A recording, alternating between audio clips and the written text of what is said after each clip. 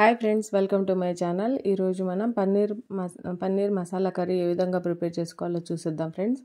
ఈ పన్నీర్ మసాలా కర్రీ అనేది మనం బయట రెస్టారెంట్లో, హోటల్స్లో వెళ్ళినప్పుడు చపాతీల్లోకి, రోటీల్లోకి, బటర్ నాన్ ఇలాంటి వాటిల్లోకి మనం ఆర్డర్ చేసుకొని తింటూ ఉంటాం కదా. సేమ్ అదే టేస్ట్లో మనం ఇంట్లో ఎలా ప్రిపేర్ చేసుకోవాలో చూసేద్దాము. ఇదైతే మనం బయట రెస్టారెంట్లో తినే విధంగానే చాలా టేస్టీగా అయితే ఉంటుందండి. చపాతీలోకి సూపర్ అంటే సూపర్గా ఉంటుందన్నమాట టేస్ట్ అయితే.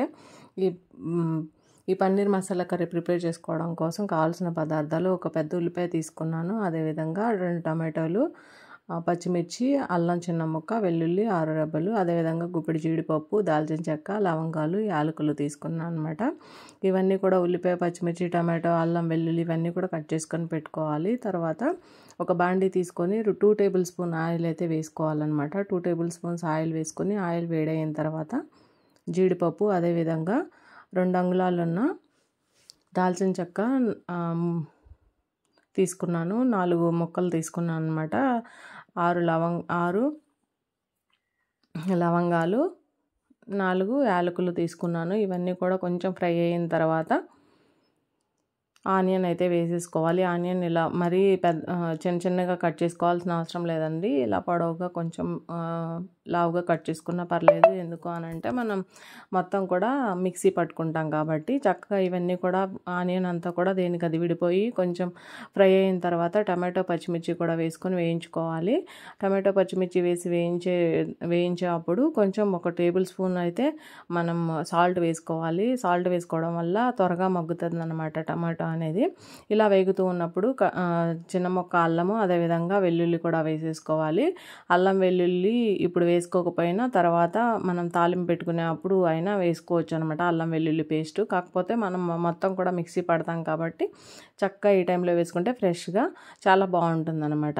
అవన్నీ కూడా వేగిన తర్వాత చల్లారేంత వరకు పక్కన పెట్టుకోవాలి. అవి చల్లారేలోపు మనం పన్నీర్ ముక్కలకి మసాలా అనేది పట్టించుకోవాలన్నమాట. అందుకోసం వచ్చేసి 1 table spoon garam masala, 1 table spoon కారం, అదేవిధంగా చిటికెడు పసుపు, ఉప్పు 1/2 టేబుల్ స్పూను, ధనియాల పొడి 1 టేబుల్ స్పూను వేసుకొని చక్కగా మొత్తం కూడా మిక్స్ చేసుకోవాలన్నమాట. మిక్స్ చేసుకొని ఇక్కడ పన్నీర్ ముక్కలన్నింటినీ కూడా నేను క్యూబ్స్ లాగా కట్ చేసుకున్నాను. ఇంత అయితే సరిపోతుంది.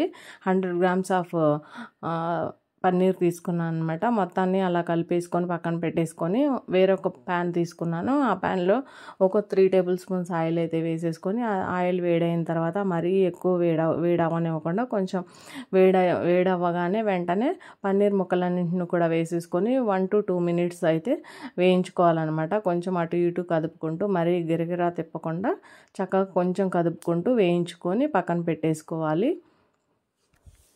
ఆలోపు ఇవి వేయించుకునే లోపు మనం ముందుగానే వేయించి పెట్టుకున్న ఆనియన్ ఇంకా టమాటో అదంతా కూడా ఫైన్ పేస్ట్ లాగా మిక్సీ పట్టుకోవాలన్నమాట. తర్వాత అదే బాండీలో నేను 2 టేబుల్ స్పూన్ ఆయిల్ అయితే వేసేసుకొని బిర్యానీ ఆకు, స్టార్ ఫ్లవర్ వేసుకొని చక్కగా వేగిన తర్వాత మనం ప్రిపేర్ చేసుకున్న పేస్ట్ మొత్తాన్ని కూడా వేసేసుకొని ఆయిల్ బయటకు వచ్చేంత వరకు ఫ్రై చేసుకుంటూ ఆ ఫ్రై చేసే టైంలోనే 1/2 టేబుల్ స్పూన్ పసుపు, అదేవిధంగా ధనియాల పొడి 1 టేబుల్ స్పూను, ఇంకా కారం అనేది మన కారానికి తగినట్లుగా వేసుకోవాలండి. పచ్చిమిర్చి కూడా వేసాం కాబట్టి 2 టేబుల్ స్పూన్స్ అయితే వేసుకుంటున్నాను అనమాట. నేను తీసుకున్న క్వాంటిటీకి మేము కొంచెం కారం ఎక్కువ తింటాం కాబట్టి ఎక్కువగా వేసాను.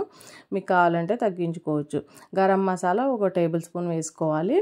ఇలా మొత్తం కూడా వేసేసుకొని కలుపుకుంటూ ఆయిల్ అయితే బయటకు వచ్చేంత వరకు ఫ్రై చేసుకున్న తర్వాత వాటర్ అనేది వేసుకోవాలన్నమాట. నేను ఇక్కడ మనం రైస్ కప్పు ఉంటుంది కదా, రైస్ కుక్కర్ కప్పు, ఆ కప్పుతో నేను ఒక 3 కప్పులు అయితే వేసేసుకొని చక్కగా అది తెరులుతూ ఉన్నప్పుడు ఆ గ్రేవీ అంతా కూడా తెరులుతూ ఉన్నప్పుడు ఫ్రై చేసి పెట్టుకున్న పన్నీర్ ముక్కలన్నింటినీ కూడా వేసి కలిపేసుకున్నాను అనమాట.